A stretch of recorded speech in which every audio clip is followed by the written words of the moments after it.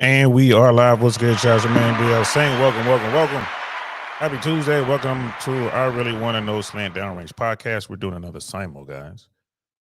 So if you're on I Really Want to Know what's good, if you're on Downrange, hey, thanks for coming through.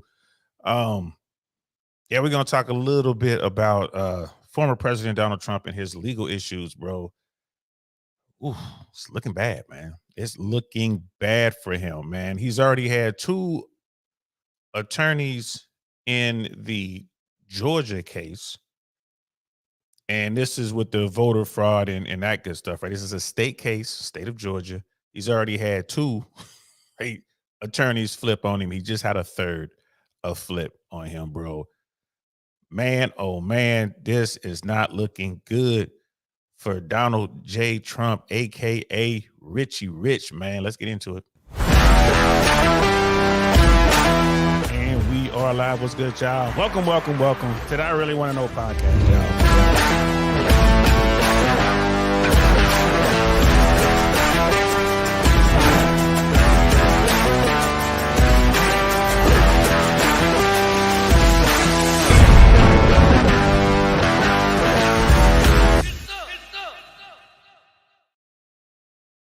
Ooh, boy, it's not looking good at all. We got Brother Dino in the building already, man. What is good, fam? Good to see you. Just talking about Rudy's like Brother DL, New York's Mayor Rudy, got to suffering with squeaky bum time right about now.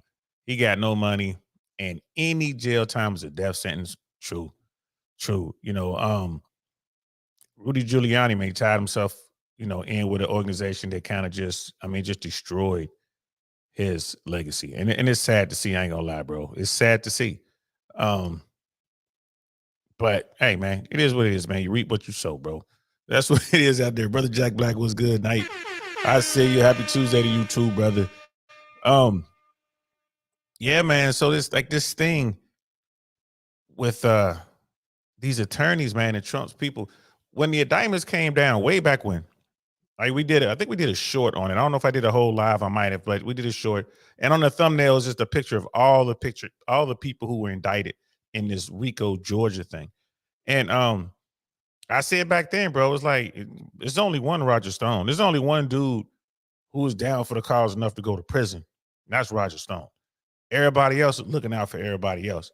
And you got Michael Cohen who went to jail. He didn't want to go. They took him off kicking and screaming, but he was there. He's like, man, screw this. And he's been a thorn in the side of Donald Trump ever since. And now you got people who rock with him, and it's just they find themselves in trouble. And no one in that class, like that upper middle class to top tier class of Americans, are going to do time. They fear jail more than anything else. So they'll sit there, they'll play the game. Sidney Powell, she played the game. Kenneth Chesbrough, they played the game. They're experienced, old school, whatever. They played the game until they're like, all right, Georgia ain't playing. They gonna make us sit down, even if it's just for a year, 16 months or something. No, we ain't gonna do that. And they just came forward. They gave it up. They took the deal. 3 of Trump's lawyers now, 3 took the deal. This is how they get down. Sister Candace is in the building. What's good, sis? How you feeling? Good to see you. 3 took the deal. 3. Sister Candace, are you guys good with what's going on? 2 carrier groups are in the Mediterranean. How y'all holding up, man? What's going on? What's the deal? I know the 101st Airborne Division was slated to be training in Jordan, so I think it's Jordan. They're over there. I know 18th Airborne Corps is on standby. I hope you guys are doing good. I know, when stuff pops off in the world, we're talking about the war in Israel right now. When stuff pops off, man, military folks know military folks. So my thoughts always goes to the people who are currently serving, young men and women, and the old men and women who are currently serving. I remember when I got deployed and we went to Desert Storm, we had like our sergeant major and our first sergeant were Vietnam vets. And our sergeant major was captured by the Viet Cong and kind of went through that whole ordeal. He wasn't at the Hanoi Hilton either. He was like in the field, just, eventually he survived. But the senior guys, man, it takes a toll on them. You get like right to the end, you're getting close to retirement, then boom, something pops off and you're there. And then, for people like me, it was like my first tour. I just got in. I've been in the Army less than a year, and then bam, here I am downrange. So that's where my thoughts go. And I just a quick sidebar about what's going on in the Middle East. So just Sister Candace, I'm thinking about y'all, man. I'm thinking about your husband. I'm thinking about, all the service members out there. Those are America's true hero, our most true heroes, our most valuable resource. Are the men and women who are currently serving the United States military, man, is less than 1%. Less than 1% of the population is out there. I think it's like 0.004% or something like that of people who are actually serving right now, towing the line. And it's about to get real. So anything you need, sis, if I can help out, please let me know. Don't hesitate. Anything at all. Yeah, just wanted to let you know that, sis. You know what I mean? I'm thinking about you. I'm thinking about your husband. I'm thinking about everyone who's currently serving. You know what I mean? Shout out to them. It's just crazy over there. But getting back to Trump and his issues, this third attorney has taken the deal. Yeah, and the first two, like I said, were OGs in the game. They'd already done their stuff as lawyers, made their money, whatever. They're doing their thing. This one, this latest one, this Jenna Ellis. She was a little poop butt. She was just a newbie getting out here, got all mixed up in the celebrity of it all and whatever, and got all swept up in this. I'm telling you, bro, she gave up everything. You know what I mean? Like she gave up everything. So let's look at this article, man. This is the New York Post. Right, sobbing. Trump co-defendant Jenna Ellis flips on ex-prez, says she has deep remorse, and that's her right there reading a statement to the judge, to the court. Let's see, Washington. A third attorney who falsely claimed the 2020 election was stolen from then President Donald Trump by fraud flipped Tuesday and agreed to cooperate in the Georgia criminal case against the ex-commander-in-chief, saying she had deep remorse for her actions. Bro, this ain't good. This is three people from your inner circle. Jenna Ellis, 38, tearfully said she failed to do due diligence on fraud claims pushed by Trump, 77 in swing states, including Georgia, where President Biden beat Trump by fewer than 12,000 votes. She joined former Trump attorneys Sidney Powell and Kenneth Chesebro, and also pleading guilty. I got to move my computer around so I can see a little bit. I relied on others, including lawyers with many more years of experience than I, to provide me with true and reliable information, especially since my role involves speaking to the media and to legislators in various states, Ellis told Fulton County Superior Court Judge Scott McAfee in court. What I did not do, but should have done, Your Honor, was to make sure that the facts the lawyers alleged to be true were in fact true. In a frantic pace of attempting to raise challenges to the election in several states, including Georgia, I failed to do my due diligence. This is what she read in court. This is what, this is what, yeah, sorry, oopsie, I failed to do my due diligence. All right.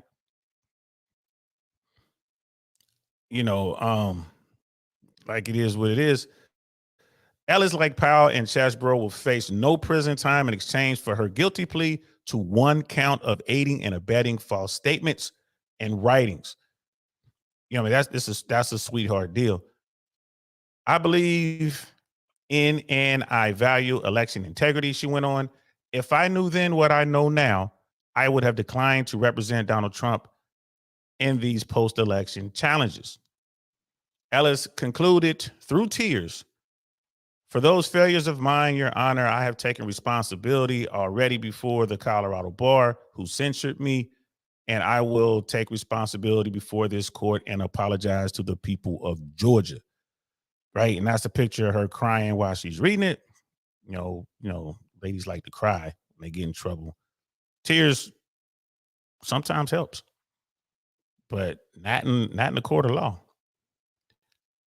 The deal endorses a sentence of 5 years of probation, $5,000 in restitutions, and 100 hours of community service in exchange for having no contact with the media or co-defendants and cooperating and testifying at other trials in the 19-person RICO case, potentially including that of Trump. Fulton County's elected prosecutor, Fannie Willis, a Democrat, brought the case in August against Trump and 18 of his allies and supporters using conspiracy statutes intended for organized crime. She has asked for Trump's trial to begin March 4th. Man, I ain't gonna lie to you, man. I've never seen RICO used this way.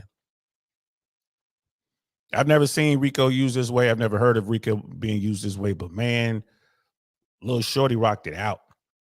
Like she rocked it out. Boy, this is the one prosecutor you don't want to mess with, bro. See, Trump attorney Steve Sadow slammed the plea deal. For the fourth time, Fannie Willis and her prosecution team have dismissed the RICO charge in return for a plea to probation. Shadow said, referring also to a plea deal given to pro-Trump activist Scott Hall last month. That's what they do, counselor. He knows that. That's what they do. You gonna take the deal or take the RICO. And the thing with RICO, guys, no matter what your role is, no matter how insignificant your role is and whatever it is, the charge, you get the same fate of the big boys. So the big boys get, 12 years in jail. You getting 12 years in jail under the RICO statutes, right? That's how they broke the mob. That's how they get people to talk. Because if you just out there watching the cars, you just a gopher, you just, running out and getting pizza for the mob. You ain't out there, clipping people. You ain't out there robbing banks and, stealing cars or whatever. Bro, what can they charge you with? You're like, I ain't do nothing. You tell them I ain't do nothing. They ain't gonna worry about it. But when they say we gonna give you what we give the hitman, you gonna tell them everything they want to know. Everything you gonna tell them. Hey man, I know this. I think this is going on, but I can prove all this. I'll wear a wire, whatever. Because people fear that RICO. What that shows is the so-called RICO case is nothing more than a bargaining chip for Willis. Moreover, this plea was to a completely separate charge, not a part of the original indictment, which doesn't even mention President Trump. I mean, his attorney is going to say whatever. And there's old girl right there, and Trump probably already saying he doesn't know her. He just, hey man, that was just a, promo picture. I don't know who that was. It is what it is. Other co-defendants in the case include former White House Chief of Staff Mark Meadows. He might be next to take a deal. Trust me, he might be next to take a deal unless he's one of the big, targets they want. They want Trump. They want Giuliani. They might want Meadows. But if they don't want Meadows, he's probably trying to, what kind of deal y'all got for me? Anyway, Mark Meadows and former Mayor Rudy Giuliani, who as an attorney for Trump helped lead the election challenges. Trump, 77, is seeking a rematch against Biden in next year's election and claims the case against him is political. He faces a separate trial, a separate federal criminal case in Washington for his efforts to reverse the 2020 defeat, a federal criminal case in Miami for allegedly mishandling national security information, and a state case in Manhattan related to 2016 hush money payments. Damn. I think Trump has over 90 active indictments right now. This is history, y'all. This is history. Trump faces up to 712 years and 6 months behind bars if convicted in all 4 cases, with 71 years and 6 months of that potential punishment in Georgia. Remember, state and federal stuff, right? They're separate. And they can do you dirty. Like, okay, you got to go serve that conviction. You got to go serve that sentence on that state trial, on that state conviction. And then when you finish, you got to go serve this federal one. If in fact it jumps off like that. They don't normally do that to you unless you're like you got to be Al Capone or somebody, but they can. That is crazy. The real clear politics average of recent polls show Trump leading Biden by 0.5% in the popular vote. That's crazy. That's crazy. That's crazy. There are a lot of people out there who they're like, man, we'll vote for Trump no matter what, even if he's locked up. But there you have it. That is a third. That is a third co-conspirator lawyer that is taking the deal and giving up all the evidence against Trump. And I want y'all to check this out because we read it. It's one thing to read it, but let's watch it in 1080p, right? And this is from MidasTouch.com, Midas Touch Media, I guess. Shout out to them. Let's check this out, guys. For the opportunity to address the court. As an attorney who is also a Christian, I take my responsibilities as a lawyer very seriously, and I endeavor to be a person of sound moral and ethical character in all of my dealings. In the wake of the 2020 presidential election, I believed that challenging the results on behalf of President Trump should be pursued in a just and legal way. I endeavored to represent my client to the best of my ability. I relied on others, including lawyers with many more years of experience than I, to provide me with true and reliable information, especially since my role involved speaking to the media and to legislators in various states. What I did not do, but should have done, Your Honor, was to make sure that the facts the other lawyers alleged to be true were in fact true. In the frenetic pace of attempting to raise challenges to the election in several states, including Georgia, I failed to do my due diligence. I believe in and I value election integrity. If I knew then what I know now, I would have declined to represent Donald Trump in these post-election challenges. I look back on this whole experience with deep remorse. For those failures of mine, Your Honor, I have taken responsibility already before the Colorado bar who censured me, and I now take responsibility before this court and apologize to the people. A tearful Jenna Ellis pleading guilt. Yeah, and that's her, tearful and all that. No need crying now. Hey, that's what the grown-ups used to tell us when we got caught. No need crying now. Just take these licks. No need to cry. What you crying about? Just go ahead and take these licks. That's just how it works. But people can't help it, man. They just gonna cry. They gonna cry about it. Maybe this, it is what it is. It is. It's. Sister Candace is like, thank you, Brother D. My husband is not currently attached to a ship. That's what's up. That's what's up. Yeah, that's cool. But like I said, again, my thoughts always goes out to those who were towing the line, those who were serving right there, those in uniform. When I was in uniform, I was proud to serve. I was proud to have us Army, on my left chest right there. I was proud to be airborne. And I knew what came with that. I didn't run from any mission. I took all the missions. As a matter of fact, I got mad if I didn't get to go on the mission. Why aren't we going? We're the best. How come we're not going on that? Why y'all sending first platoon? We're better than first platoon. But at the same time, I also know how dangerous it is. So yeah, I'm man, like I said, Sister Candace and I stands. Anything you need, you just let me know. Anything I can do to help you out for real. Anything, whatever it is, let me know. And Brother Dino is like, DL pay her little speech. She tried her best to get the false tears out. It was a damn sad performance. Hey man, that's what they gonna do, bro. Those crocodile tears, like, hey, this might help me. I'm gonna try to cry. Ain't nobody saying out. They don't nobody care about that no more. You know what I mean? And yeah, he's like, yeah, play that. Yeah, I had to line up for you. You know we was gonna play that, bro. You know we was gonna play that. You know what I mean? But Sister Candace was saying, she's like, yeah, but moving on to this lady, I have zero sympathy for her. Pull up her mug shot. She was cheesing ear to ear. Yeah, she was, man. She wanted that attention until it got real. Like, oh no, they're gonna put you in real jail. What? What do you mean? Yeah, oh no, they're gonna lock you up. He looking at 172 years. If he get that, you getting that. That's why they got this RICO thing. Oh, no. We can't do that kind of time. Oh, no. What do they need from me?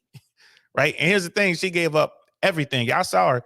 You think this is a tough war? You think she's going to sit there and play the hard game? No. She ain't going to play that hard game. No. What do y'all want to know? And yes, I have extensive notes. I have audio recordings that he didn't know I was making. I got this, I got that. I know where all the bodies are buried. I got the shovel over there. What do y'all want to know? This is why Trump has a serious problem. This is why he has a serious problem. And yeah, like, it is what it is. Sister Candace, she was like, a Christian, I am so tired of people trying to use the religion to justify their bad behavior. That's the first thing they're going to go to. First thing she's going to go to. She wasn't blaming Rudy. She was blaming Rudy. She was blaming Sidney Powell and Kenneth Chesbro. She was blaming everybody. She's going to blame the dude who brought the water out. She's going to blame the bus boy. She's going to blame the waiter, the head waiter. She's going to blame the maitre d'. She's going to blame valet. She's going to blame everyone she can to get from up under that. That's how it works. That's what I tell people, man. Don't do the crime if you can't do the time, first of all. And secondly, man, understand, man, ain't no love in that game. There's no loyalty anymore amongst things or anybody else. Ask DJ Envy. Bro, you rock with the wrong people, man. You got a problem. And the government understands that. They're going to come and they're going to give you an opportunity to tell on everybody. We're going to give you the opportunity to snitch, right? Tell us what you know before we let you sign the papers, the snitch papers. They sit there and listen to what you got to say. Okay, that's good enough here. Sign the snitch papers, right? And you're going to get this probation or whatever. You know what I mean? It could be up to 5-6 years. I think Sidney Powell got 6 years of probation. That's a long time to be on probation. Now, that Kenneth Chesbro, he got like 5 years of probation, I believe. That's a long time to be on probation. That's a long time to be worried about spitting on the sidewalk and jaywalking and all that kind of stuff, speeding. Like that, it can affect you. It's a long time. But, they live in a different world. They ain't got to really worry about that. They ain't got to worry about that at all. But this is why you got to be careful who y'all rock with. These people out here in these different bubbles, man, they don't know how the government gets down. We do. It's like, hey, if I'm doing something like that, I know what time it is. If I'm breaking the law, I know what kind of time I'm looking at. Period. If I'm rolling with a group of people, if I'm rolling with a crew, man, how loud is this crew? Because how reckless are they at the top? Because if we wind up under some sort of RICO, if I ride up on some sort of indictment, right, and they build that pyramid tree of people, you don't want to be on that pyramid tree, man. You don't want, and generally speaking, they only have a few deals that they're willing to hand out. So once they get what they need, they get the first 3-4 deals. That's it. Everybody else stuck like Chuck. You're gonna do some time. And they don't really want. I mean, once they get enough people pointing and saying that's the person who did it, and here's the evidence, they don't need anybody else, right? So if you're the valet guy who really didn't have much to do with this, you still looking at time, and they'll go to those people and say, I want you to wear a wire or whatever. Or I want you to tell me something else. Give us something. That's one of the things. Oh man, give us something. If that's all you got, bro, they could take you back to your cell. And there's always the people who can't afford bail that they start with. You know what I'm saying? The big boys are out there doing their thing, man, covering their tracks. You in here. Ain't nobody putting no money on your books. They could touch you in here if they had to, if they think you talking. So what you gonna do? We could protect you. We could put you in protective custody. They take those deals, man. Trump don't understand that. He understands it now. I think he really understands it now. There's another article I wanted to show you guys. I think Trump really understands it. When I saw, my cousin was telling me about this today. Actually, both this Jenna Ellis thing and her crying and this thing right here. Right. So this is Associated Press. Trump compares himself to Mandela and rails against Biden after filing for New Hampshire primary.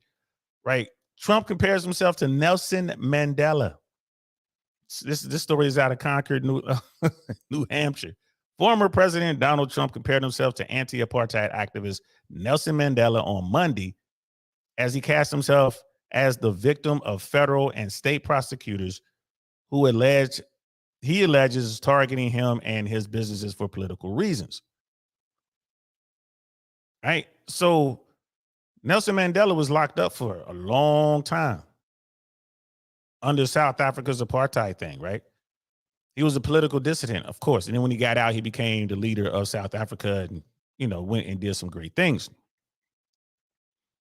So Trump is comparing himself to Mandela. He's trying to say that he's being oppressed or whatever. He's comparing himself to Mandela. Does that mean that Trump finally gets it? His people finally got through to him? It's like, bro, you're going to do some times. I'm not going to say time. You're going to get convicted.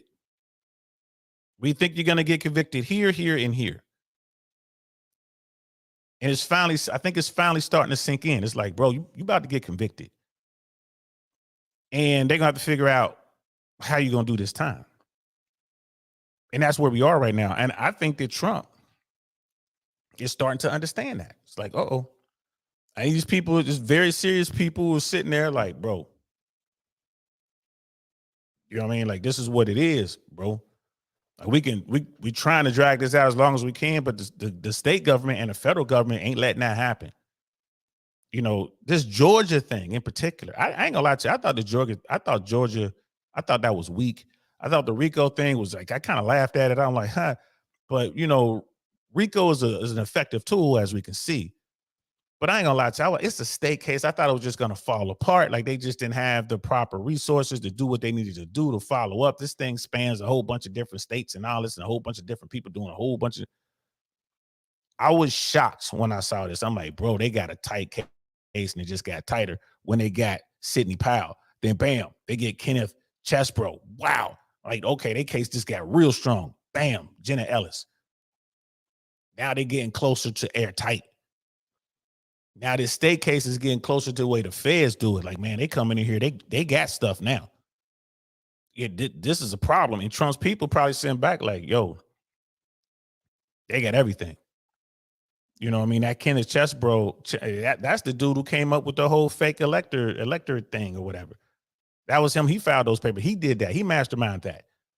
You know, Sidney Powell, she was out there, you know, weaving all the lies and keeping it all going and knowingly doing so. And she's writing down, you know, this is what we did. This is how we planned it all out. And she was also behind some other parts of the scheme. And then you got this young Jenna chick, Jenna Ellis. She's just like, well, they led me astray, blah, blah, blah. But here's all the stuff I did.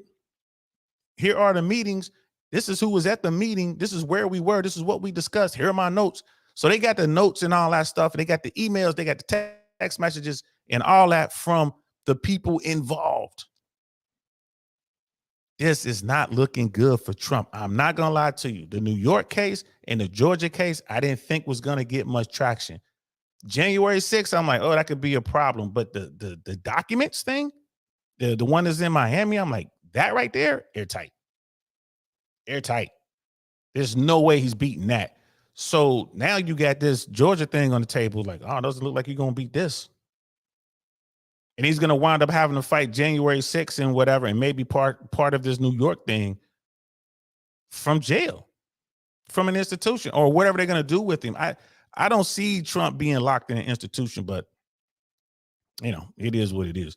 So this article, Trump's comparing himself to Nelson Mandela, returning to New Hampshire to register for his presidential primary. Trump held a rally where he railed against President Joe Biden's response to the Hamas attack on Israel and vowed to build an Iron Dome style missile defense shield over the U.S. Now he's just talking crazy. Why would we even need that? That's just, how is he going to build an Iron Dome when they couldn't build the fence that Mexico was going to pay for? Y'all remember that? Yeah, I remember that. I know the Trumpers hate it when we, you know, bring stuff up. It's like, bro, I got a pretty decent memory, but I don't even have to have a decent memory because this is all recorded. Hey, man, remember when Trump said this? How is Trump gonna build an Iron Dome over America, an Iron Dome style defense system over America when he can't build a fence on the southern border? Somebody riddle me that. Right, so Trump is just out here talking. He's just talking to be talking, it seems like now. Right, but he focused most of his dark and at times profane speech on the criminal and civil cases against him. At one point suggesting he would go to prison like the former South African president who spent 27 years in prison for opposing South Africa's apartheid system and was awarded a Nobel Peace Prize. You see what I'm saying? Trump's people finally got through to him like, bro, you're going to have to sit down. You're going to do some time, player. You ain't got enough money to beat any of this. Right? You're going to have to do some time. And your money might be running out. If New York is successful, they're going to freeze his assets, a lot of them. Like, bro, you're going to run out of money. And he don't normally pay attorneys anyway. That's one of the reasons the Jenna Ellis woman flipped on him. She was complaining and he ain't even helping her with her mounting legal fees and legal bills out there. So all the more reason that, he don't care about me, so I might as well give up the goods on him. And the attorneys who were working the other cases, they know that. They're like, whatever money they got from him, they got doing retainers or whatever. That's all the money they probably going to see. And most of them probably can't even get out of the case because the court won't let them. But Trump is sitting there saying, I'm going to be like Nelson Mandela and I'm going to go to prison. You know what I mean? Like he did. But Donald Trump's not fighting apartheid or injustice or anything like that. He's just answering for acts that he committed while he was president. It is what it is, Sister Candace. If the court accepts the excuse that I trusted those around me to do their due diligence, why would the court accept that as Trump's defense, which he is likely to make? Yeah, man, he has no defense, sis. I ain't gonna lie, he has no defense. That's good, man. The Jersey's in the building. What's good, fam? Stop it by drop a like. Appreciate that, bro. We just over here talking about Trump. And Sister Candace says Trump has been using campaign donations to fund his law expenses. He sure has. That money's going to run out too. He sure has. All that trailer park money, all them people sending money, you know, that's what he's doing. And legally so. You can do that with campaign funds. It's crazy. Like when you know, contribute to certain campaign funds, they can be used for anything. And he's been raising money like crazy. And people are like, yeah, he really wants to be president. Like, nah, he needs money. He needs money to pay for these lawyers to fight these cases. Bro. So what else was Trump saying in this article? I don't mind being Nelson Mandela because I'm doing it for a reason, Trump told an amped up crowd of supporters at a sports complex in Deary, New Hampshire. We've got to save our country from these fascists, these lunatics that we're dealing with. They're horrible people and they're destroying our country. You know, it's hard for me, you know, like to even read that. You look at what's going on in the Middle East. And I think it was Jay Swans who brought this up to me. Usually Jay Swans, or maybe it was my brother or my cousin. Someone brought this. I was talking to someone about it. And they were like, look, you think that those documents that Trump had something to do with Hamas, Hezbollah, and Iran getting so froggy and being so bold? And I thought about it. I was like, I don't know. And then it hit me. I'm like, wait a minute. He was showing people like Kid Rock the invasion plans of Iran. Like that's part of that case down there. There's you know, documented proof of Trump saying, hey, here, look at this. Don't get too close because it's confidential, but look at this. This is the invasion plan for Iran. And, you know, allegedly Kid Rock was in the room. You know, there's all sorts of other folks who are in the room. They're talking about this billionaire Australian guy was in the room. No one really knows who was in the room. No one really knows what documents were circulating around in Mar-a-Lago. No one knows who got to look at what. So when something like that happens, it is indeed possible that someone got to look at something and got some classified information to our enemies that emboldened them to maybe want to do something. It is indeed possible. And this is why you can't have this dude talking about he loves his country, but he's doing this kind of stuff. And again, it's Trump. You know, when he took those documents, did he have nefarious reasons to do that? Was he planning on selling documents or whatever? Was he some super duper, you know what I mean, spy or something like that? No, I think he just did it because he thought he could. He just did it because he wanted to do it. And he simply didn't realize how dangerous his actions were to the country. The very same country he says he's willing to go, that he loves and he's willing to go to prison for, right? This is a problem. Hey, this is a problem. Last good man in Jersey. Trump is a master of legal loopholes. I think he'll be found not guilty of some charge, but I don't think he'll go to jail. I think he'll be found guilty of some charges, but I don't think he'll go to jail. He's definitely going to he's going to be found guilty of some felonies, man. Again, how do you lock up a president? This is unprecedented. Like, how do you lock up a president? But he's sitting there saying that these people are out here they're horrible people and they're destroying our country. I don't want Trump to do to America what he did to the Republican Party. Trump single-handedly dismantled the Republican Party. The Republican Party is in shambles. We don't have a Speaker of the House. Let me say that one more time. The United States of America does not have a Speaker of the House. Right? Number 3 in succession to the White House. Number 3 in succession is President, Vice President, and the Speaker of the House. We don't have a Speaker of the House. The Republican Party is in shambles right now. They cannot get their shit together. Right? This is what Donald Trump did to the Republican Party. I don't understand how people who say they love America, like we want Donald Trump to do to America what he did to the Republican Party. I don't get that. I don't get it. You know what I'm saying? And it is what it is. At some point, people are going to have to realize that this team politics thing, that's my team and that's your team or whatever. You need to be Team America. We are on the precipice of World War III. Like, think about that. We are on the verge of war. We are one drone attack away from being engrossed in a major shooting war in the Middle East. We are still fighting the Russians in Ukraine through, a proxy war through the Ukrainians. If we start shooting at people and getting involved in the Middle East, we're going to get involved in Russia. We're going to get involved in be shooting in that war too. It's a lot of American warriors on the battlefield, in the trenches, literally in Ukraine right now, using American weapons, American know-how, American tech. And we're talking about tip of the spear type dudes over there right now. They're just waiting.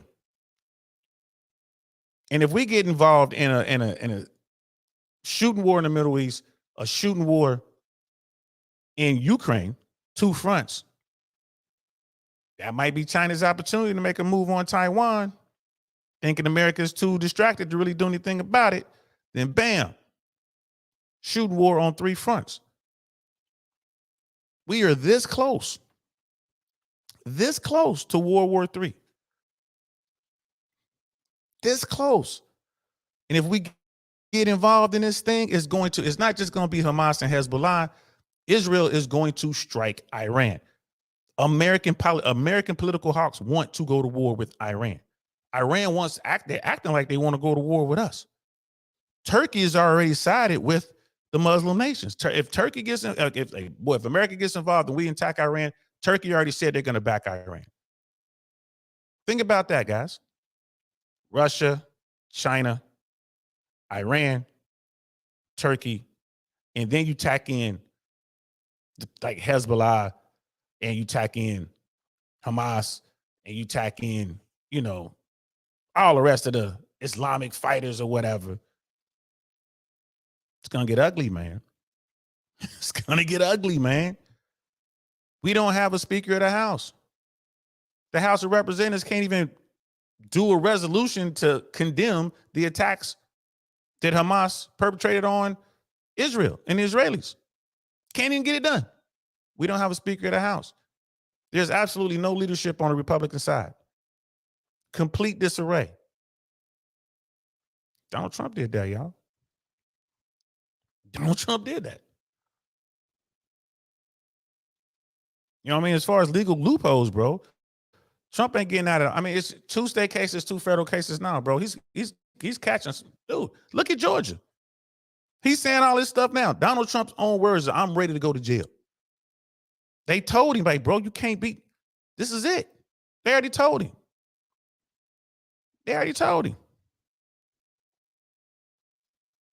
And Sister Candace, like, apparently Trump just announced the proposed speaker.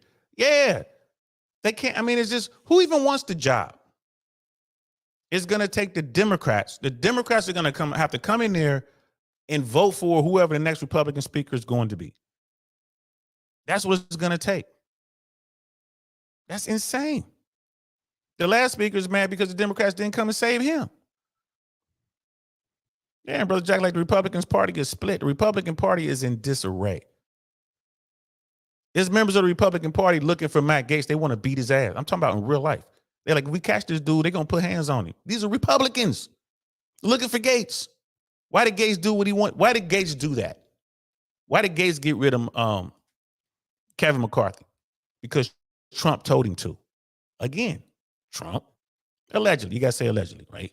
Allegedly, Trump told him to, but you can go read the articles. You can go watch the videos of Matt Gaetz saying, yeah, I did it because the guy told me to do it. We have a cold civil war brewing right here in America, and it's going down with the Republican Party. The Democrats are in lockstep. I mean, it's crazy.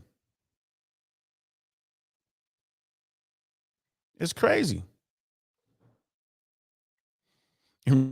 Brother Jack is saying, he's like, yeah, Trump's indictment is a win in my opinion, and I voted for him. There's a lot of true Republicans, people who care about America, like, man, they're tired of dealing with this guy. Trump said a long time ago, no matter what he does, he can shoot somebody in the face in the middle of Times Square, and there'll still be a sizable percentage of Americans that'll rock with him. And he was telling the truth. Look at him. That same percentage of people like, well, I'm gonna vote for him even if he's locked up. Just throwing their vote away. They're just throwing their vote away, man. I mean, like, yeah, we definitely need the party to come together. Sister Candace, like, the Democrats are not Captain Save-A-Ho. Excuse my French. It's all good, sis. We all know if the shoe was on the other foot, the Republicans would turn a cheek. Mm-hmm. Like, it's crazy, man. This is the Trump effect, in my opinion, man. It's crazy, bro. It's crazy. But Trump is saying, I don't mind being locked up like Nelson Mandela. Like, he's saying those people destroying this country, right? Trump is facing 4 criminal indictments as well as a civil trial that span allegations that he inflated his worth, misclassified hush money payments to women during the 2016 campaign. Yeah, I remember that. I forget her name, but yeah, I remember that. Illegally tried to overturn the 2020 elections, lost and hoarded classified documents at his Mar-a-Lago club.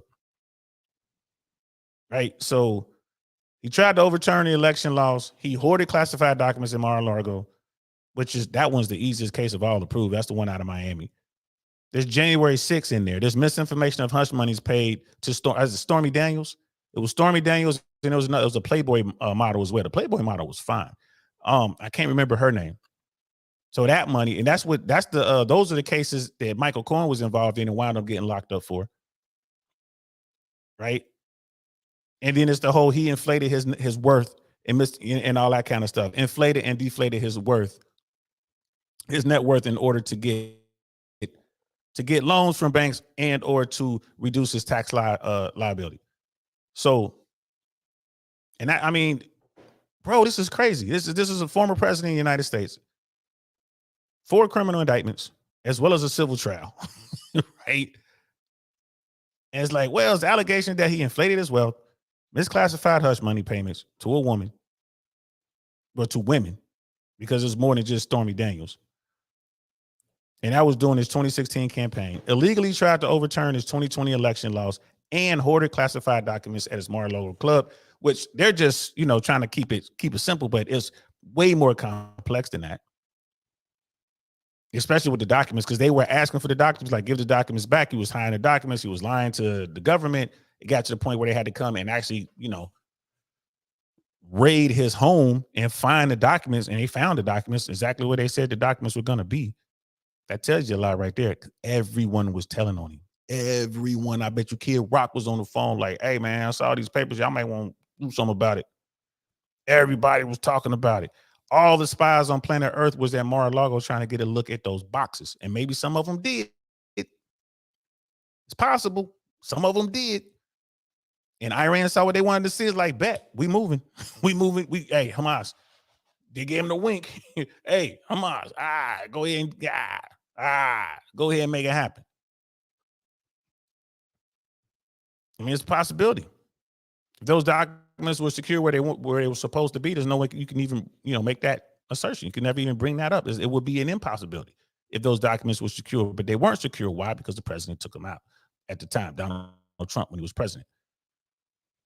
Sister Candace is like, but how congressmen get paid during a shutdown when your military doesn't needs to be addressed ASAP. Yeah, they're not going to let themselves suffer. Believe that.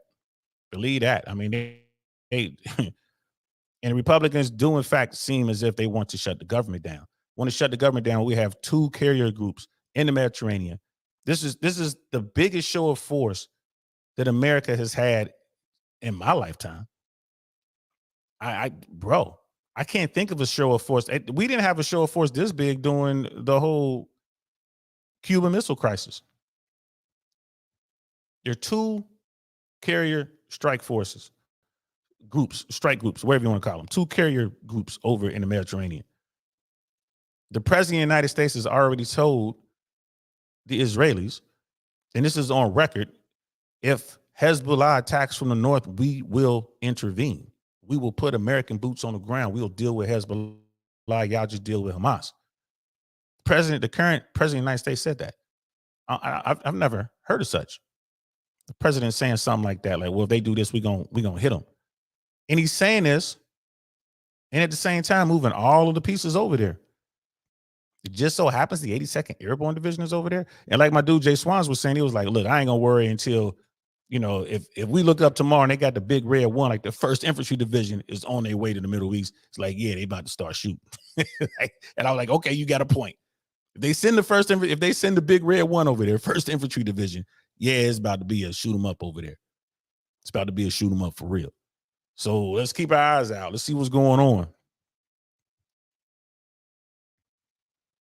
But yeah, they're never gonna fix that, sis. They're gonna not pay military people. Well, you guys can eat for free, you can sleep for free, and we just gotta suffer. All this is going on when everyone is waiting for the commercial real estate bubble to burst. Right? You look at what's going on Wall Street, like it's starting to do this, it's uncertainty, but you look at what's going on with Bitcoin, bam, last time I checked Bitcoin, it was at 36. It's like 36. I mean, it was just at 26 last week. It's at 36. Last time I checked, it could be higher. Somebody let me know where Bitcoin is. And Ethereum is pretty much right where it is. I think Ethereum is having some problems. It was I think the feds are zeroing in on Ethereum. They're trying to regulate Ethereum, so people might be leaving Ethereum. But Bitcoin, it's going crazy right now. It's going bonkers. Now, people are like, hey, you gonna jump on there? Not yet. I'm gonna wait till after the war starts. I'm anticipating everything to kind of go down. But housing prices in America ain't going down. They're staying stubbornly high.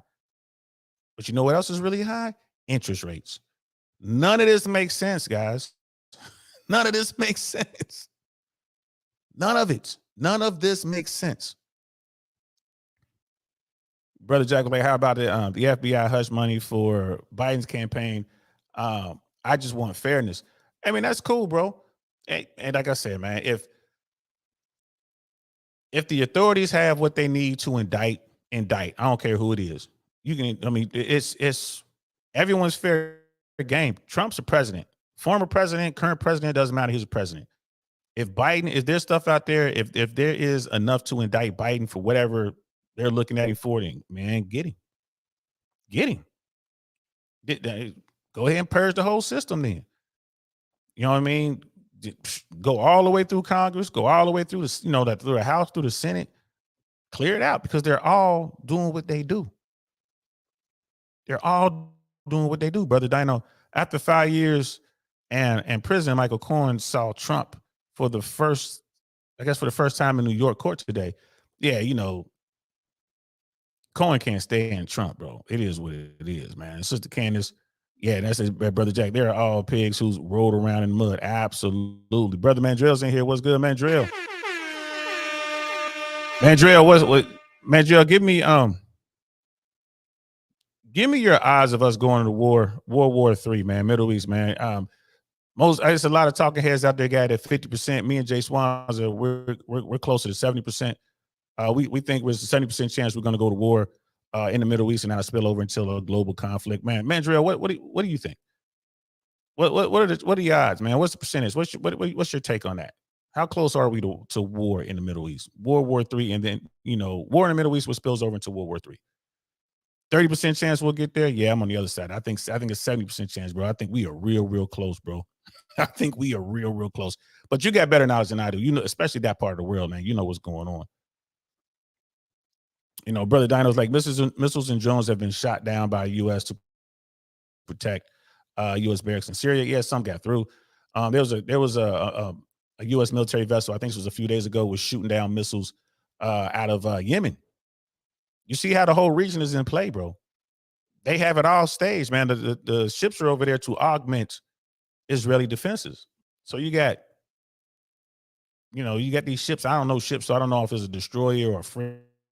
I don't know what they are, but you got this military warship, American military warship, shooting down missiles that were fired from Yemen, allegedly inbound for Israel. You know what I mean? And Brother Jack's like, yeah, it's the fact that he was the big man, he got paid too. Yeah, bro, like I said, if they, and trust me when I tell you this, man, at this point, the investigators don't care, man. We're already going after, we've indicted a former president. They have no problem going after the sitting president, or at least do a sealed indictment and wait for him to get out of office. Because a lot of Trump stuff was sealed indictments. They did the investigation, just waited for him to get out of office. So if Biden is in fact doing these things and they can prove it, that's not what you know, it's not what you think you know, right? It's what you can prove. If they can prove it, he's gonna get indicted, and they're gonna run him through it. Him and his son. That's just how it is. look at man, Joe. We're not going to World War III. Calm down, people. I'm just saying, man. The stage is set. If Hezbollah attacks, Gaza, attacks the Israelis from the north, President Biden already said that he will commit American forces to fight Hezbollah in the West Bank. Iran has already said if America gets involved or overreaches with Israel, or America gets involved too heavily and overreaches in Gaza and or the West Bank, that they will get involved and commit forces to the conflict. And Turkey already said if Iran gets involved and America gets involved, then Turkey will get involved on the Iranian side or the Muslim side, Islamic side, however you want to put it. Like, that's pretty big region getting down. And then my theory is, well, if we get into a shooting war in the Middle East, why not start shooting in Ukraine? Why not just go ahead and wrap that up, take care, push the Russians completely out of Ukraine, and while we're at it, eliminate a whole bunch of their capabilities as far as, their air and armor and stuff like that. Why not? So at least we'll get 2 theaters of war out of this. That's what I think. That's what I think. And Jack is like, Rico is Rico, so Rico Hunter. Hey man, they could, like I said, if they got the information, bro, they'll go after them. They don't care. They don't care. President's son doesn't matter. President doesn't matter. If they got it, if the case is there, they're gonna go. There's no reason not to. But like I said, I defer to Brother Mandrell. Mandrell says that it's a 30% chance of a conflict jumping off in the Middle East. I agree with him. I'll agree with him. I mean, like I said, this dude, Army Special Forces, Green Beret, yeah, he's been all kind of places, some of the places he can't talk about. So like, he knows what he knows. He still has, I'm pretty sure he's still in touch with people. So I'll roll with what Mandrell says. I ain't tripping. He's like, calm down. This is not going to be a world war. Well, we'll see. The global South doesn't want to go to war. Okay. I know Egypt don't want nothing to do with it. I'm pretty sure Jordan and Syria don't want nothing to do with it. Yemen about it. You know what I mean? You look at the African continent, I don't know if Libya, where they stand, they probably don't want nothing to do with it. Iraq can't do anything about it. Afghanistan ain't gonna do nothing. So does Iran. I mean, if you think about it, this will be the time if you want to take out Iran. If you're an American war hawk and you want to take care of Iran, this is the time to do it. We'll never have a better excuse to do it. And the only people we got to worry about is Turkey. And, the Turks are something to worry about. I ain't gonna lie, the Turks. There are reports that the Turks have already put their Navy on alert. So the Turks, and again, all it takes is one drone to smash into one of our ships, man. We have one of those cold type situations where we get, a U.S. vessel heavily damaged and we lose some sailors. America will start screaming for blood, bro. You're right. They might not be able to afford it, Jack. They was screaming for blood, bro. Yeah, Turkey's NATO, but they already said it. Turkey already said it, bro. I could find the article. I was reading the article last week. Turkey was like, "Nah, if America and Israel go too far, they will join the side of the Muslim states. They care less about NATO at this point. What was that? Erdogan? Erdogan's already said it. It's out there, man. Type it in there, bro. Hit the search engine real quick. Type it in there. Turkey's already said it. I don't know if they were just saying that to try to, you know, give Israel something to think about so they don't, you know, overreach in their response to the Hamas attack. I don't know. You know, I'm not sure if Joe Biden realized what he said when he said that if Hezbollah gets involved, that he's gonna commit U.S. troops. I don't know. And keep in mind, we don't have a functioning Congress, so who's gonna stop Biden? The president can pretty much do what he wants to do right now. We don't have a Speaker of the House. You know what I mean? Like, I think NATO in Europe is solid. If Turkey were to get out of NATO, whatever, it's not gonna, you know, the fight will happen or whatever, and then, you know, when it's all said and done, everybody get back in. Or Ukraine to be like, well, Turkey's out, put us in. You know what I mean? So it's just one of those things.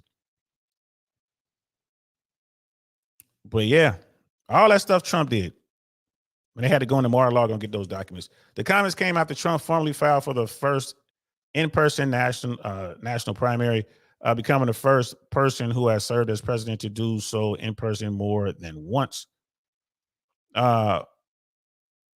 Vote for Trump and solve your problems, he wrote on the commemorative poster at the State House in Concord that all the candidates are asked to sign.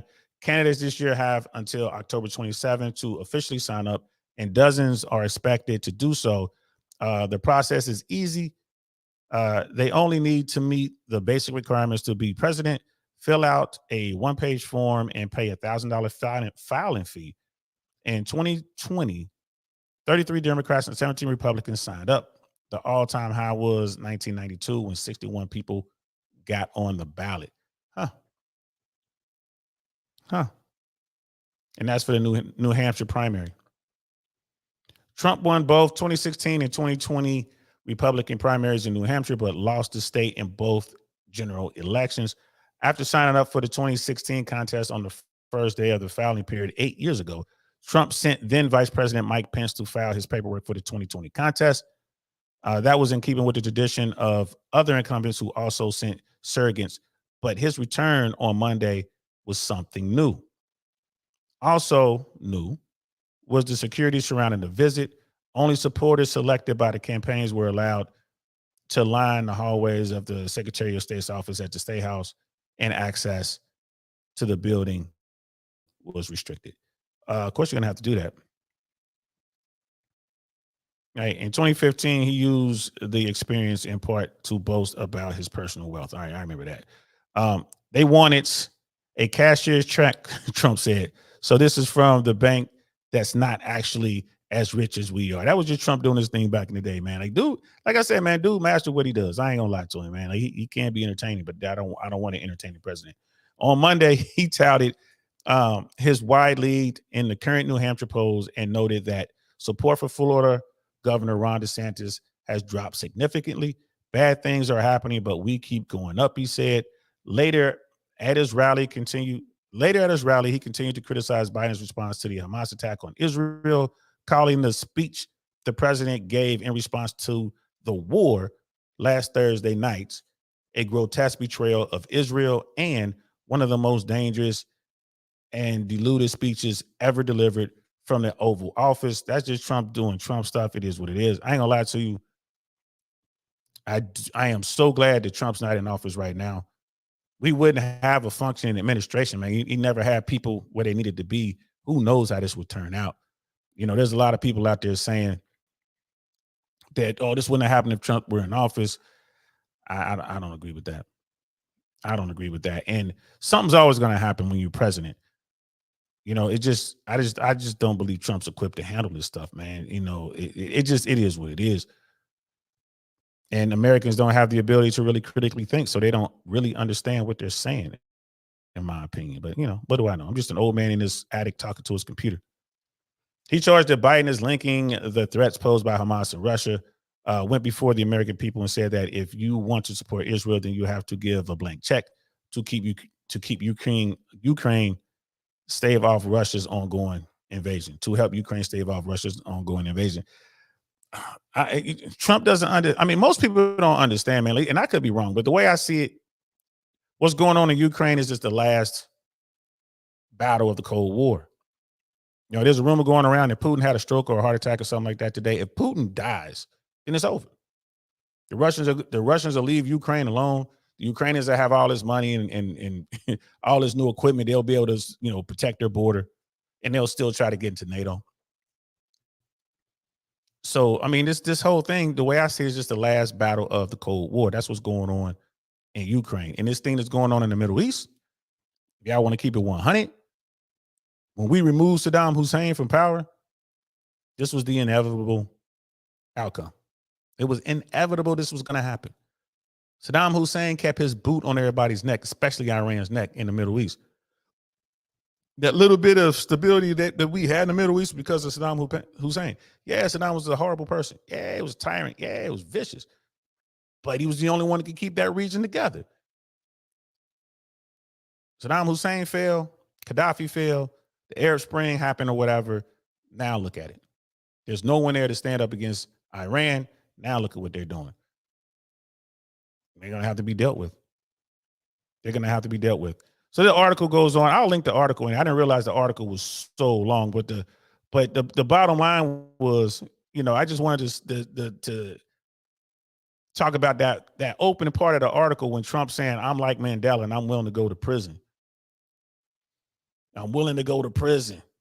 I'm like Mandela. I'm going to go to prison. You're nothing like Nelson Mandela, bro. What are you talking about? Nelson Mandela came from depressed people, bro, like Trump, born with a silver spoon shoved in his mouth. Man was a multimillionaire before he could walk. Like, come on now. White dude from privilege coming out of America versus a black man out of South Africa doing apartheid. What? I'm the same as him. No, you're not. No, you're not. Brother Dino was saying Turkey has proposed to become a grantor of peace in the Israeli-Palestine conflict, a role it believes it could be critical in resolving one of the world's most enduring disputes. No one's ever going to solve this problem. Israel is going to fight because everyone around them is trying to wipe them out. They're not trying to defeat them. They're trying to eradicate them, man. I mean, it is what it is. It is what it is. Israel ain't going nowhere. And especially with our backing, they ain't going nowhere. And Israel has nukes. If you could somehow manage to defeat Israel, man, they're gonna crash out, man. They're gonna blow the whole thing up. Man. They're gonna turn that region into the biggest piece of glass you ever seen in your life. Yeah, and Jack, you're right, man. Yeah, 2 aircraft carriers. You would think that would mean peace, but I'm telling you, they're going to attack those U.S. vessels with drones, seaborne drones, bro. And when they do, it's gonna change everything. And America's gonna look at Turkey like, hey, we about to go deal with this. We're gonna deal with Hamas. We're gonna deal with Hezbollah. We're gonna deal with Iran. And if y'all got a problem with it, we'll deal with you too. That's what's going to happen. Egypt knows this, right? Jordan knows this. Syria knows this. They don't want nothing to do with that. Like, hey, man, let America and Israel do their thing. We're gonna sit over here and be quiet. Like I said, man, this is going to be a problem. Brother Mandrell, he says there's a 30% chance this thing turns into a hot war, turns into a shooting war. We'll see. I think it's 70% chance. I think we real close. I think it's 70% chance we'll get there. Miss AKA ladies in the building, what's good? Says, good afternoon to you. I think it's a 70% chance we in there. But I wanted to read that last article with Trump talking about I'm like Nelson Mandela. Man, he is out of his mind. But I really believe, because he's saying these things, I really believe he's setting the stage, you know, planting the seed, getting his people ready, because he's going to get convicted. And then it brings us to the last part of what we're talking about here. Let's say that Donald Trump gets convicted and Donald Trump has to do time. What does that look like? Where do you lock up a president? How do you lock up a president? I mean, how do you do it? Does the Secret Service detail go into prison with him? Right? Do you keep him in solitary confinement, or do you build a facility just for the president? Like, how do you do you put a device on his ankle and just, okay, where you want to serve your time, at Mar-a-Lago or Trump Towers, pick one and that's where you're going to be? You know, what if he gets convicted? They're talking about 170 some odd years if he got convicted of everything. Let's just keep it 100. If he gets convicted, he's going to be looking at, I don't know, maybe 5 years, maybe 5 years max. Where, like a couple years here, a few years, and maybe 8, right? Then they're going to, what I'm saying? They're going to lace him like that. You're going to get like 120 something years. He's going to get the same amount of time that Roger Stone got, that Michael Cohen got. He's going to get that kind of, I think he's going to get something like 60 months max. I doubt if he gets that much. And then of that, most of that is going to be suspended and this and that. So I do believe they're going to have to, they're going to have to give him, like if he gets convicted, he's going to have to sit down somewhere, because you can't get special privilege or whatever because you're president, but you are still a former president and you still have to be protected. So how do they do that? Did they put him in military custody, put him in a stockade or brig somewhere? Maybe they decommission, or recommission an old aircraft carrier and like, okay, that's your prison. We're going to just have you floating out at sea for a couple years. Like, we're going to have you floating out at sea in your jail for 8 months, and then you're going to come back in, and then we're going to give you the rest of your sentence at home, house arrest, put you on a box, because he has Secret Service right there. Right? He has jailers just built in. So how do you do that, bro? Like, how do you lock up a president? I don't know how that happens. And I'm curious. I want to hear what y'all got to say, man. So I'm going to drop the link. If anybody want to come up and talk crazy, now's the time. Now's the time to come up and talk crazy. There we go. Pull this up. Appreciate y'all watching. Please like. I'm supposed to say that. I haven't been saying that in the past few streams. I keep going back and watching the tape, and I'm like, oh man, I'm supposed to say like and subscribe, and I'm not saying it.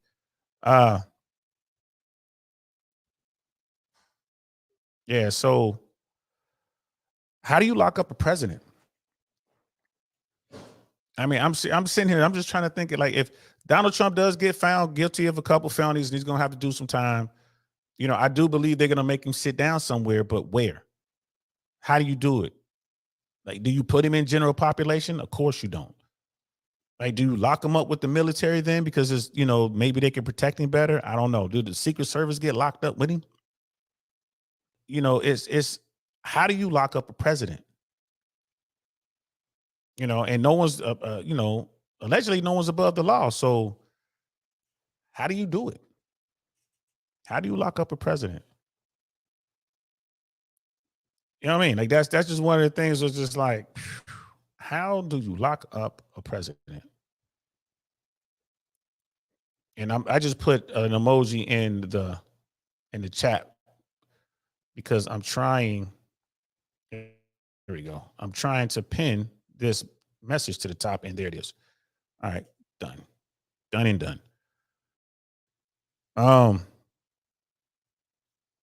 So yeah, we dropped a link if anybody want to come out. I'm just curious, how do you lock up a president? And if you guys want to come up, feel free to talk about. We could talk about anything.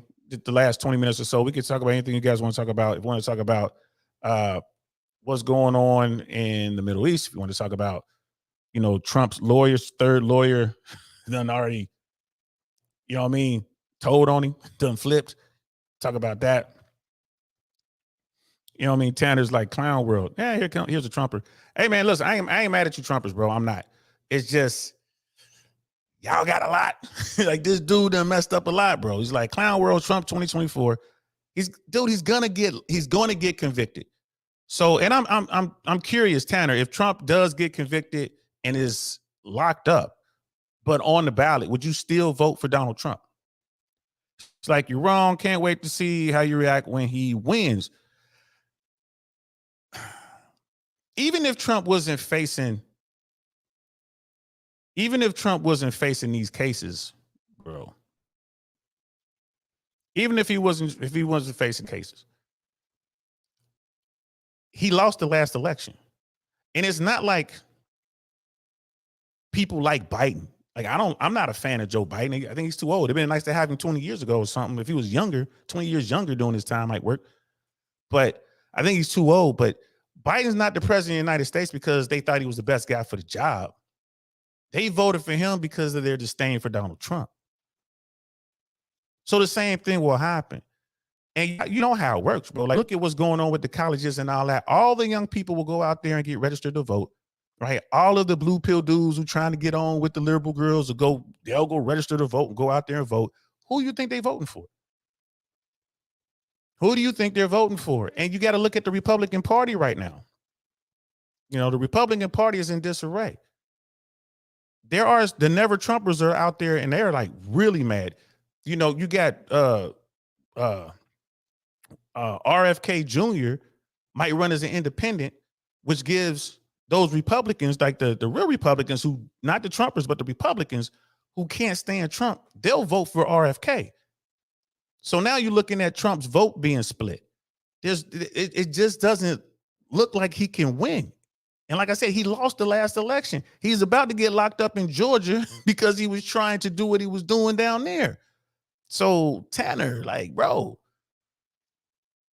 seriously, I dropped the link, man. You're more than welcome to come up. We can talk about it. I mean, if we talk about it, we're gonna talk about it for real. No, it's gonna be a grown-up conversation. We're not gonna go back and forth and say a bunch of whatever and just yell like Vivek Ramaswamy tries to do. Like a real conversation. Like, bro, I don't see a road to victory.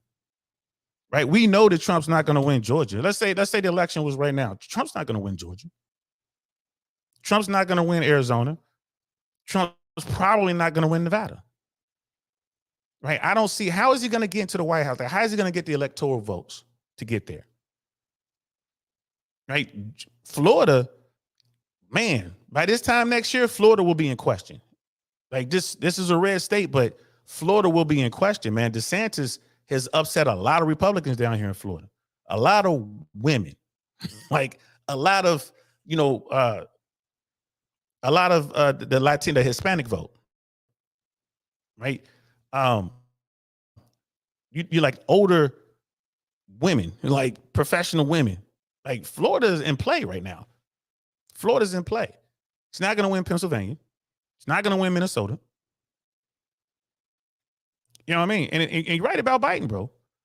Biden gets booed everywhere he goes. Biden is not in office because he was like this stellar choice. Biden was the guy that wasn't Trump. That's why, bro. And no one on the Democratic side will argue that. No one's crazy about Biden. Biden got in there. He's a professional politician. He's doing what professional politicians do. No one's crazy about Biden.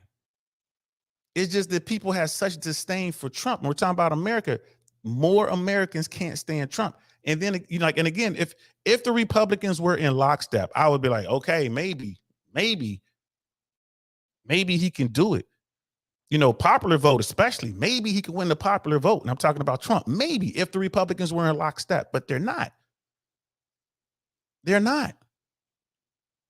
This whole thing with us not having a Speaker of the House is because of Matt Gaetz. And allegedly, Matt Gaetz said he did what he did because Donald Trump instructed him to do so. And there's so many Republicans out there mad right now. Like, we need a Speaker of the House right now. We don't. Like, we're sitting here toying with possibly going to war in the Middle East, and we don't even have a Speaker of the House. So Tanner's like, why does Biden get booed everywhere he goes? Trump gets cheered. Trump doesn't get cheered. I'm down here in Tampa, bro. I'm in Central Tampa. I tell you this, a lot of people got locked up behind January 6th down here in Hillsborough County. They used to be out in force. I'm talking about the Trump flags, the hats, the shirts and everything. They used to be out every Friday, Saturday, blowing their horns on the corner. Trump, Trump, Trump. You ain't seeing that down here, bro, in Hillsborough County. You know what I'm saying? You're not seeing that in the surrounding counties down here. This is Trump land. You got to go like an hour and a half, 2 hours north before you see a Trump sign. You're not seeing any Trump bumper stickers, a lot of tread on me, but you ain't seeing no Trump stuff. And, dude, like I say, bro, Tanner, you're more than welcome to come up. Right in the back chat. If you do come up, just show me your face in the back chat so I know it's you. And then we can bring you up. You can put up an icon or something like that if you don't want to show your face on camera, but just show me in the back chat if you want to come up. And we can, I'm curious. We can just have a conversation. You know what I mean? Like, I'm not a Trumper, but I'm down here in Trump land and I'm not seeing the same push for Trump. I'm not seeing people, again, wearing their hats and all that. I'm not seeing it like I did back in 2020 when I got here. And a lot of people got arrested behind January 6th. A lot of people mad about that, bro. There's a lot of Proud Boys down here north of where I stay, man. They are mad about that. So I wouldn't go as far as to say that Trump gets cheered everywhere he goes. He does not, especially if he goes into like New York or something like that. I remember he went to a baseball game. I think he was still president. They started cheering. This was in New York, baseball game or a football game, and they started cheering, "Lock him up, lock him up, lock him up." Like, I mean, it is what it is. And who was this? Dinesh D'Souza broke it down how they did it. How they did what? But again, I don't see Trump getting there. Maybe with the popular vote. Nah, I can't even say that with the popular vote, especially when he gets the conviction. When he got indicted, right? He got, like I said, there's over 90 indictments on Trump. When he got indicted, there's a lot of Republicans who really walked away from Trump, quietly walked away. They were like, damn, he got indicted. They still believe in the legal system. They quietly walked away from it. Of course, you had a bunch of Trumpers out there, like, and never Trumpers, that were loudly walking away from it. Like, nah, I'm never going to vote for that guy. Republicans, hardcore Republicans, I don't see them voting Democrat. But now RFK, if he can do this thing and get on the ballots as a true independent, I can see RFK getting a lot of votes. And those votes, the majority of those votes are going to come from the Republican side. They're going to be Trump votes, right? The polls have Trump ahead by 0.5 point right now, which is okay, cool. The election's a year away. I don't know if Biden can even survive to, stay healthy enough to get to the election, right? So we don't even know who Trump's going to be running against, but, and even the people who are in the race on the Republican side, they know Trump is not going to make it to the end, bro. They know he's getting locked up. So Vivek Ramaswamy knows that very well. Ron DeSantis knows that, but it doesn't matter. Ron DeSantis he just blew up his own campaign. He's going to run out of money soon, and it's a wrap. He's not going to use his own money. It's a wrap. He's going to figure out a reason to get out that race to announce. I'm surprised he's still there. I'm surprised he hasn't announced already. There's so much going on down here in Florida. The insurance crisis is going on down here in Florida is enough to say, hey, I got to take care of Florida and walk away. He could walk away kind of like, hold his head high a little bit. But DeSantis is not going to make it to the end. Ramaswamy is no. He's just no. Right. So now you're down to Nikki Haley, Tim Scott, Chris Christie. Right now you're getting into, okay, maybe we can vote for them, but for a Donald Trump, man, he just can't get there, bro. And Brother Jack, like, I don't see a way Republicans win, and that's my party. Facts. I'm a Republican too. Like, I'm just looking at it. The top two dudes on the Republican side right now don't really have a shot. And when you sit down and you actually talk to Republicans and serious political people, they'll tell you they don't have a shot. Trump's going to be locked up. Trump might be locked up in Georgia. And like, again, we were talking about how do you lock up a former president at the state level? Right. And bro, pardons, you can forget about that. Ain't nobody going to pardon Trump. So that's going to be a problem, man. But getting back to the election, I just don't see how, if Donald Trump was the Republican nominee, which probably will be, looks that way. Now he has to pivot and he has to go out there and let's face it. The Democratic vote, he ain't getting. Not even close. He ain't getting that. It's just a matter of getting people out to vote. So what are they really going after? They're going after those swing voters, right? That independent vote and those moderate Democrats. That's what they're really going after.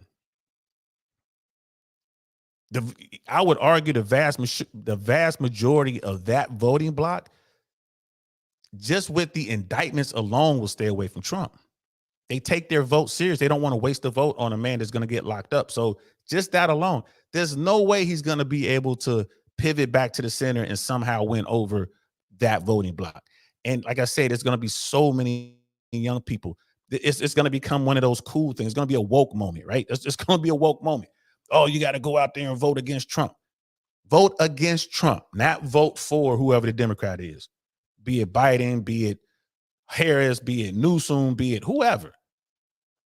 You know what I mean? It's a vote against Trump. All these kids out here, 18, 19, 20 years old, who can't find America on a map, but they're going to go out and they're going to vote against Trump and have parties and smoke green and, give up to Foxy Brown. They're going to be smashing each other. It's going to be like, oh, look what we did. We did something great. Yeah, all right. See if they keep that energy when the draft comes out. We need more bodies to go to the Middle East. But I just don't see Donald Trump being able to win a general election. No one does, man. And again, he lost the last one. Brother D-Max in the building. What's good, fam? They say Brother Trump. Free Donald Trump, bro. I can't wait. When them t-shirts come out, bro, free Donald Trump, I'll get one and just, keep it so I give it to my great grandkids. Like, yeah, Grandpappy lived during a crazy time. We locked up a former president, but he deserved it. It's gonna be a hashtag free Donald Trump everywhere, man. Be like free, free who's Master P, like free C murder, free Donald Trump. You know what I mean? It's gonna be crazy, bro. But I just don't see. Yeah, if Trump is the Republican nominee, I just don't see Trump getting there. There's just no way he can get there. I'm talking about the Electoral College. He's not going to win Georgia. He's not going to win Nevada or Arizona, right? He made that bid out there, especially Arizona. He's not going to win Arizona. You know what I mean? People ain't going to forget what that was America's son. What he said about John McCain. He's not going to win Arizona ever. He's not going to win Georgia. He's not going to win Arizona. Right? He probably won't win Nevada. Right? The whole campaign, just think of the campaign ads. Right? Just think of the campaign ads. Donald Trump's voice saying, I committed these crimes. Well, I know these documents are highly classified, and if I were president, I could declassify them, but I'm not president, and I didn't declassify them. But I got them. They're right here. So it's hard to get around that. Not just hard; it's impossible to get around that. I just don't see it. I mean, there's no way he's going to crack the blue wall. Even if, and not if, like America is going to be in a bad situation. Like interest rates are going to be double digits by then. By this time next year, interest rates will be double digits, right? Housing probably will be down on the residential side, right? So, stock market more than likely is going to be down. People's 401ks are going to be impacted. The unemployment numbers are probably going to go up. There's going to be a tremendous amount of pressure put on Jerome Powell to lower interest rates to kind of take the pressure off. But Jerome Powell knows if he lowers interest rates, inflation is going to go completely through the roof. And there's going to be more pain. And Jerome Powell probably doesn't want to go down in history as a guy who blew it. So he's going to be dug in while all the politicians are going to be screaming, especially on the Democratic side and the Republican side. They're going to be screaming lower interest rates because the Republicans are going to be concerned about the stock market and what's going on there with the markets. And the Democrats are going to be worried because the sitting president has these low, these numbers. Unemployment is going to go up. The commercial real estate industry is just going to blow up, just unravel. And that might destabilize residential real estate. It might be a scenario where all of the Wall Street people flood the market with those single family homes they've been buying because now the 10-year treasury is guaranteeing a higher percentage, a higher return than the houses that they bought.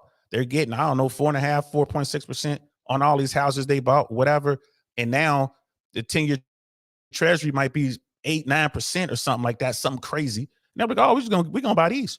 It don't even have to be that high. It can be 6%, 6.25%. Bam. Easy math. I'm getting 4.5% over here. I'm getting 6.25% over there. Let's move all the money over there. They don't care what they sell the houses for. They're just gonna flood the market. That could happen.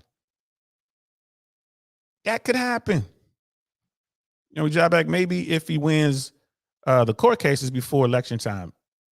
It's just too many cases, man. Georgia looks horrible right now.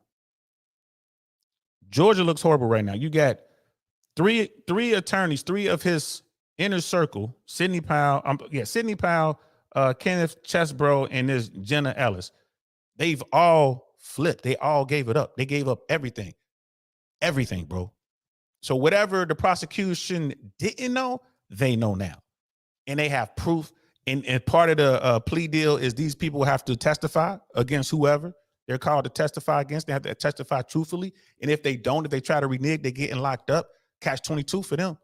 So they're going to be sitting on the stand saying, yeah, this person knew this and that. Yeah, Donald Trump knew this. Yeah, Rudy Giuliani knew that. Yeah, Mark Meadows did this.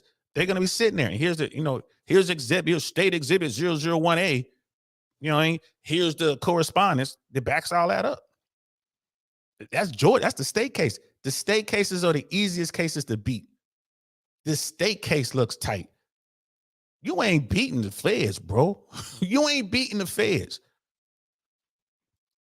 Feds don't take a case that they can't win, bro. That's how it is. Brother Viking Paradigms in the building. What's good, man? Shout out to you, man. You in Vegas, man. That's what's up, man. Holler at our people, man. Holler at Charlie and holler at Miguel, man. You know what I mean? Tell them I said what's up out there in Vegas, man. Good to see you, bro. This AKA lady.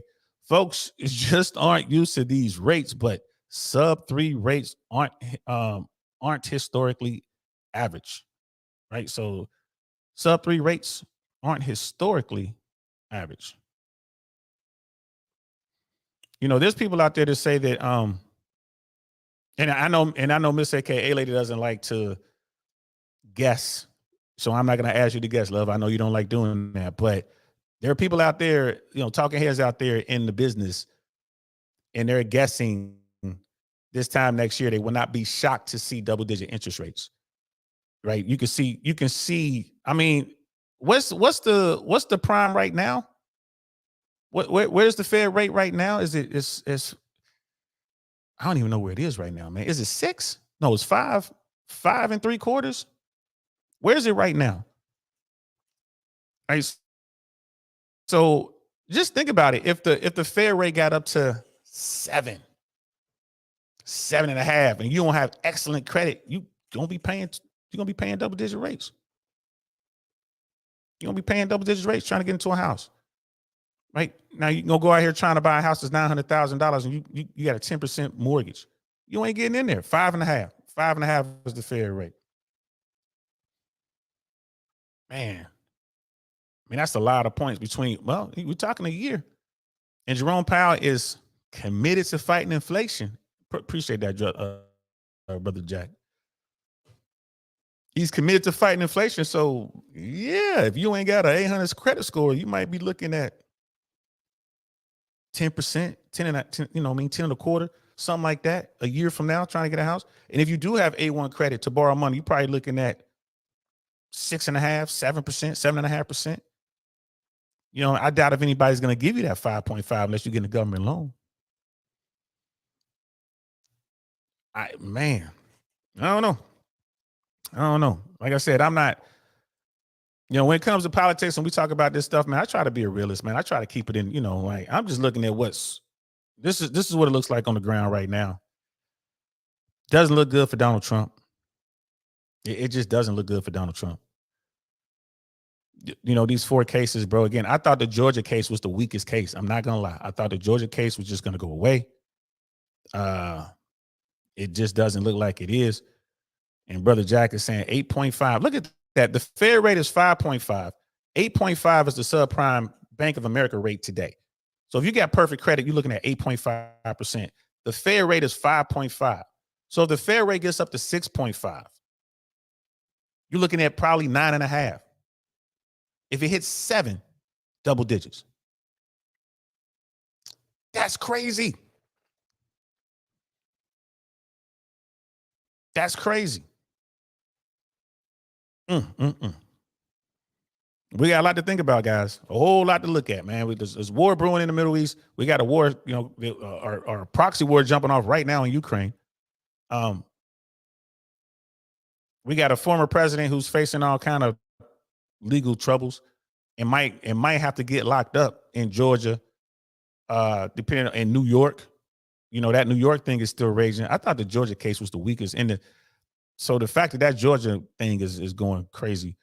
The 2 Fed cases is the January 6th thing. I don't know, but the documents thing out of Miami. Yeah, he's guilty of that. This already in the transcripts. He said, I know these documents, or I know I'm not supposed to have these documents. These documents are classified. If I were president, I could declassify them. They got him saying that. They got him saying that. And then they found those same documents in the house where they said the documents were going to be after he said we didn't have the documents. And they got the people who were saying, yeah, they were moving the boxes around so you couldn't find the documents. And in that case, his lawyers are working with the prosecution and gave up their notes and everything they had. Trump got problems, man. Trump got problems. Yeah, so the Kansas like, I'm glad we built our home in 2013. Yeah, you money, sis. Don't ever let that go.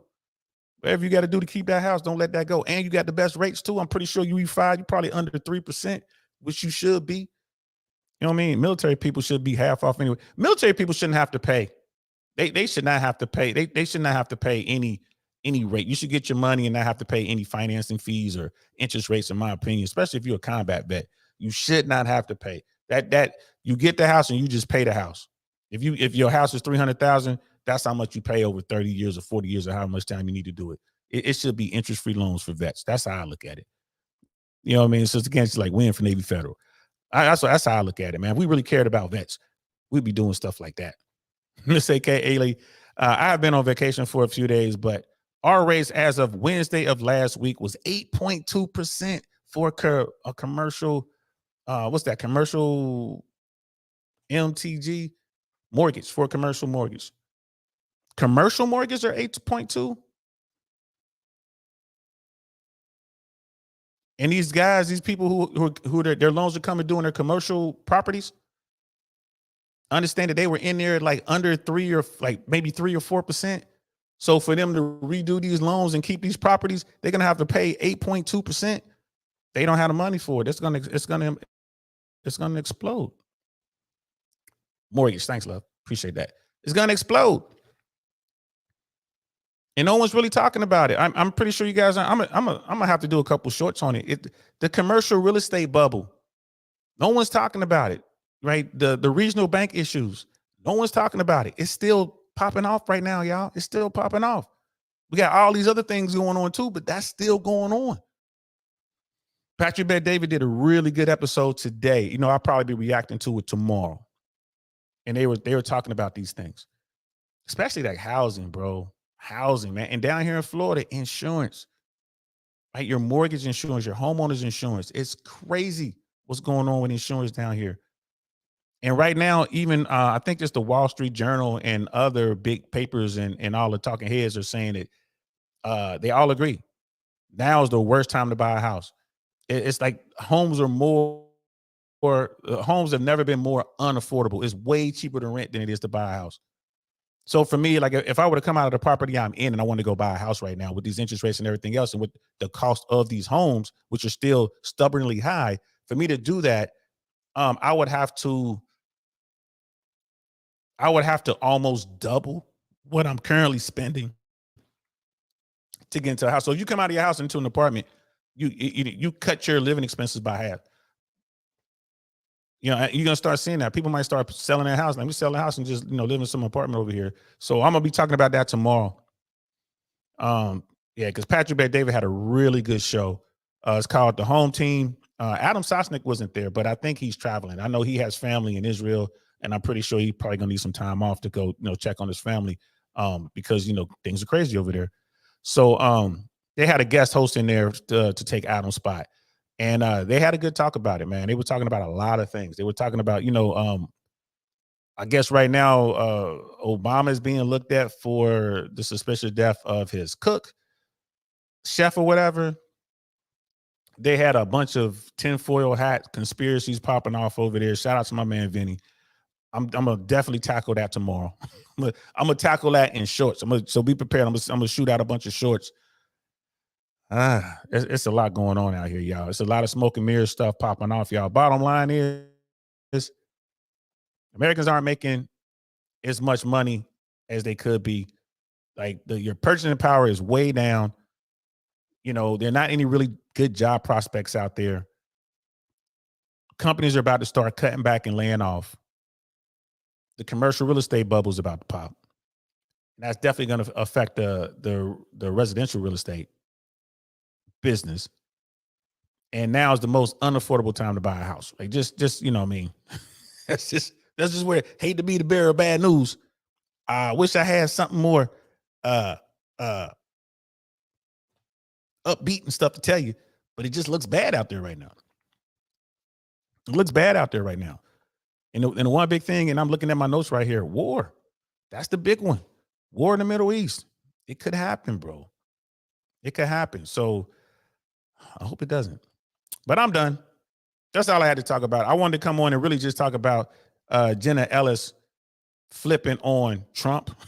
Like 3 lawyers, bro. I'm telling you, if this was my case, if I were Donald Trump, man, I would be mad I did not flee the country at the end of the election cycle. I would be mad I didn't take Air Force One over to somewhere in Eastern Europe and then just ditch my Secret Service detail and like hang out with Putin. Like, I'm over here in Russia now. I would, if I'm Trump, I would be mad I didn't do that because he ain't getting away now. He ain't going nowhere. His Secret Service is watching him like a hawk. Where you think you're going, bro? They watching him like a hawk. So yeah. I wish our friend Tanner would have came up. And the thing with the Trumpers, man, they get it. They understand. They know it's bad. They just don't want to talk about it. Like I said, that's that team politics. They just don't want to talk about it. That's all. They just don't want to talk about it. From 2014 up to the beer bug, our rates stay between high 4s and high 5s max. These last few years have been wild. The rate started going up and kept going. Wild times. Absolutely wild times. Absolutely. Viking Paradigm, have some fun, man. Play some blackjack for me, bro. Sit down and, run about $100 or so at the blackjack table, see how it goes. They got $5 tables out there somewhere. They got $2 tables out there if you walk around on the strip. Yeah, have a little bit of fun, man. Play some blackjack, man. Win a little bit for us. Miss AKA lady, but I'm actually having my best sales year ever, weirdly. I'm selling mortgages left and right. Yeah, because people are like, oh, it's the time to do it. There's always a lag. These people are like, now they're like, oh, they want to get into these properties, but they can't. It's when they go to do the numbers, man. If you're not buying cash, when you go to do the numbers, the bank is going to ask for more. Like, we need more. How much do you make? Well, you're not earning enough. I think to get the average mortgage these days, you have to earn about $150,000 or something like that. I think I was watching that on Patrick Bet David. I think this was about a month ago, 2 or 3 weeks ago. So we're gonna get into more of that this week. Be looking for the shorts. I'm gonna be breaking down today's Patrick Bet David episode tomorrow in shorts. Really good episode. You guys should check it out. It just came out a few hours ago. It was on at 10 a.m. or whatever. That's when they normally go on. They'll be back on Thursday. I want to do some stuff on there. I really enjoy watching PBD. That's a thinking brother right there. He is a thoughtful man. And, he challenges me to be more thoughtful. I sit back and just take the information in. Like I was trying to talk to, Tanner, who was sitting there, Tanner, whoever it was. I want to hear the other side. Like, let me hear what you're thinking. I don't have a problem with that. I'm not trying to yell and scream and all that. I just want to hear that. What are you talking about? I want to hear it. And all are welcome here. Y'all know that. Thanks for rocking out with me. And Miss Kaylee says, but we read that already. And since you're having a good year, girl, why don't you come out here to Tampa and buy me a cigar and a cognac? Since you having a good year, my year's kind of stagnant. You know what I mean? So if you want to come out here and buy your Uncle Saint a cigar in a nice little bottle of a nice little glass of cognac, hey, I'll sit down with you and tell you jokes. Miss AKA lady, that's a percentage called debt coverage ratio. Yeah, I mean, it's just a percent. It moves. It is what it is. If the interest rate is at 8%, you can afford this much. If the interest rate's at 2%, you can afford this much. That's just how it works. I mean, I get it. I'm not the brightest dude in math, but I understand that. You know what I mean? That determines your borrowing capability based on how we underwrite, but there are multiple ways to do it. Yeah. And there are people who are breaking themselves to get in there, right? Breaking themselves to get in there. And they got in. They're in their house. And now they're looking at it. It's like, man, if those people got in there and get laid off or whatever, if the money slows up a little bit, they in trouble. And I don't know if you guys noticed, but from what I understand, allegedly, foreclosures are up. Foreclosures are up. Repossessions on vehicles are up. Right? It's about to get nasty. But thanks for rocking out with me, guys. I really appreciate y'all. You know I do. I appreciate everybody over here on I Really Want to Know, and I appreciate everybody out there who might be on Downrange. let's just keep having these talks, man. I hope I'm giving you guys food for thought.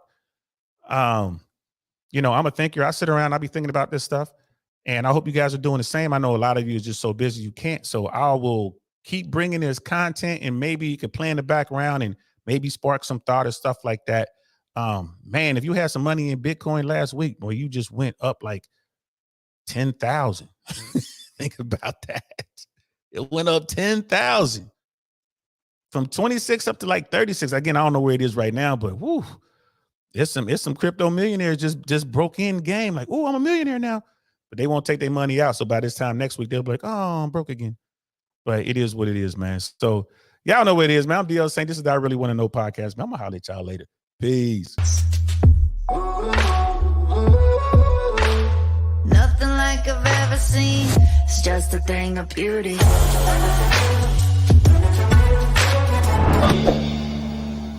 Darn, that's the end.